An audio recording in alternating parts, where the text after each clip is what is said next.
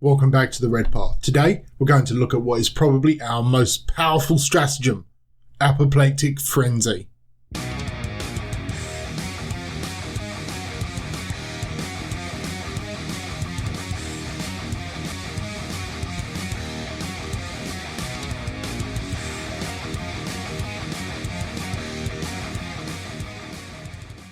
Faith and Fury brought our World Eaters lots of really spicy upgrades with new Warlord traits, relics and stratagems.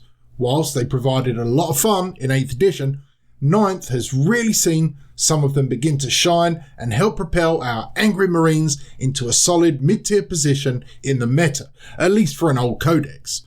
None of the stratagems we received could be considered bad, but some definitely have more play than others. It's likely rare a game goes by where we don't use Kill Main Burn or Wild Fury, and some of us really enjoy upgrading our Terminators to Red Butchers.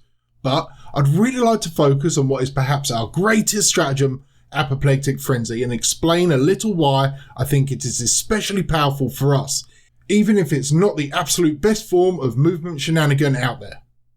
But before we get into depth, I first want to give a quick shout out to one of our subscribers, Romana Wana. Romana consistently comments on our videos with a simple thumbs up, and whilst this might not seem like much, it is really helpful in pumping our algorithm up and spreading the Blood God's message to all the skulls yet to be claimed. I just really wanted to quickly appreciate Romana because we truly appreciate everything our community does to support us. Anyway, Apoplectic Frenzy. First, let's look at the stratagem. It is restricted to World Eaters infantry and takes place during deployment. Due to this, you can use it multiple times, even in match play, allowing you to pre-game move multiple units a single time each. It is further restricted by having to be outside of 9 inches of enemy units, that is, those that also have a pre-game move normally. However, it also only costs 1 CP per unit, whether that's 5 Berserkers or 30 Cultists. There's a lot of ways to fully maximise the efficiency of using this stratagem, and I'm going to detail my top 3, then follow up with why it's particularly useful for us and some other outside the box ways of using it in certain matchups. So, in no particular order. The first use I'd recommend of Frenzy is of course on Raptors and potentially Warp Talons. Infantry units that also have the fly keyword are obvious prime targets for this strat. If you get first turn, it allows you to have an aggressive alpha strike charge, really powerful for Warp Talons with a good target, or to set up shop in an interesting position on the field. These sorts of units are still relatively squishy, so placing your jump packs well during deployment is vital to their success. Ideally, you would hold these back to be some of your final drops, noting where your opponent's forward OBSEC units will likely move to. Raptors are better suited to preparing to take an objective, retrieving Octarius data and scoring battlefield supremacy points. Any of the main 3 secondary missions there are great, to be fair, but they can also provide a cheeky charge if the target is absolutely begging for it. If you want a turn 1 aggro unit, I'd definitely recommend Warp Talons however. Both Mark and Ben use Warp Talons at the ACO to great effect, and they are well suited combat units in the general meta, even if you sacrifice their crappy Warp Flame strike ability. A unit of 5 gets 26 attacks on the charge, they reroll wounds, and they strip armor at AP 2. Raptors, like I mentioned, are really better suited as victory point scoring units. If I can get my gaming brain to listen to my strategic brain, I'll remember to use them that way, and put them in a position to move block and score victory points. Even sacrificing them to enemy firepower can be worthwhile if they frenzy 9 inches and prevent a ground pounding fast unit from hitting your lines. The second unit I'd consider is similar to the above but is an all-out aggro choice, a Jump Lord kitted out for murder. Whilst likely not the best play, it does have a lot of utility in general. If you do get first turn, you have 21 inches of movement and a decent turn 1 charge. However, of course, you'll likely be charging a screen. So what you could do is drop the Frenzy Lord early on a flank that you might want to lure your opponent to put chaff units on, so they think that they're countering your play and potentially exposing other parts of their lines. You can then use the Frenzy as a redeploy to move the Lord behind cover or into a position to advance up the board with shooter units, providing them some melee protection and a reroll bubble. There's 2 ways I generally consider kitting this Lord. In both cases, grab a Combi Melter. But for the first, run Gorefather as the relic and Disciple of Khorne as the Warlord trait. 23-inch movement against a good target allows a lot of damage to be dealt, and with some CP investment can wreck through a line of Terminators or Intercessors with ease, trading up pretty handily. The second choice is one I'm considering experimenting with. It's a Power Fist, Disciple of Khorne, and the Talisman of Burning Blood. It's like a more mobile but slightly less killy version of the above, and a little bit more expensive. The 23 inches becomes 24 to 30 inches of movement, which, on a good advance, could leap you over a screen and within range of charging particular characters. I'm looking at you, Skitarii Marshall. With the Talisman and Melter, you can also pop a Melter on 3s, rerolling 1s, then still charge with 6 attacks, rerolling all hits and wounds, even fails, against characters and tanky models with 5 wounds or more. If an opponent is relying on characters to make their army function well, using a 100-ish point Lord to remove these force multipliers, even if it's a point trade down, will save you massive amounts in the remaining turns. The third unit I'd strongly consider for Frenzy investment is the Humble Cultist. The reason for this is to provide an aggressive screen for yourself.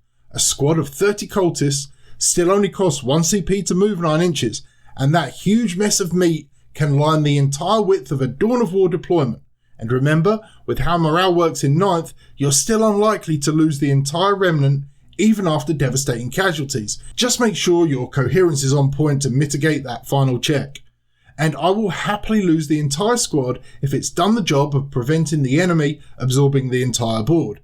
Armies that rely on aggressive movement forwards, Orcs, Tyranids, and some cases even Drakari, and many power armor builds will find an incredibly frustrating roadblock that simply sits in their way. And they'll want to kill it completely, because if they don't, you can spend 2 CP and bring it back wholly new as a flanking threat with Tide of Traitors. Spending 100 to 150 points might seem like an expensive investment for a unit that will almost certainly die in turn 1, but if you are facing a significant combat threat, being able to pin them in front of your lines to allow your own forces time to position for the counter-strike can be absolutely crucial. Now, there are weaknesses. Flying units can just hop over them, as can several other units with like a pseudo-fly. But let's imagine you're facing a Dimacaron or some other major threat you do not want in your lines.